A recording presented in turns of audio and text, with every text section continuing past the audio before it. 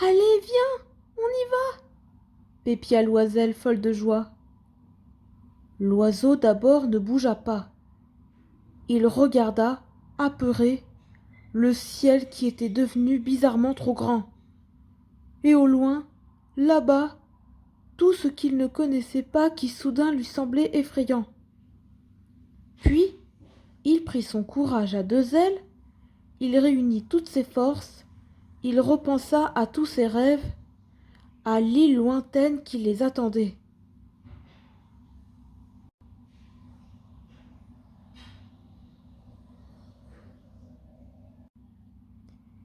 Et il passa la porte de la cage, s'envola et suivit Loisel. Le premier vol le déboussola.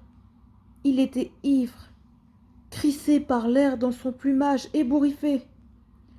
Il avait les yeux qui coulaient à cause du vent des frissons. Il avait peur et envie de crier de bonheur en même temps.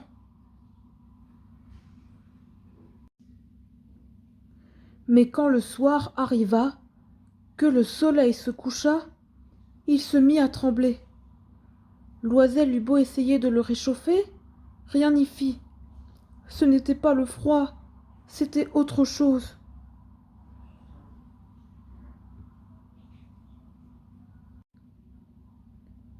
Je ne me sens pas bien ici.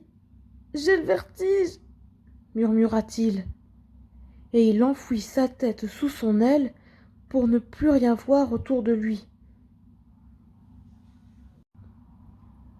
Le lendemain, quand Loisel se réveilla, l'oiseau avait disparu. Affolée, elle l'appela, le chercha partout.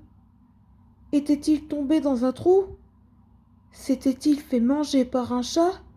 Croqué par un renard? Emporté par une violente rafale de vent? L'oiseau! Où es-tu? Criait-elle. Mais seul le silence de la forêt lui répondait. Le soir, épuisée, elle finit par se poser sur une branche et pensa tristement.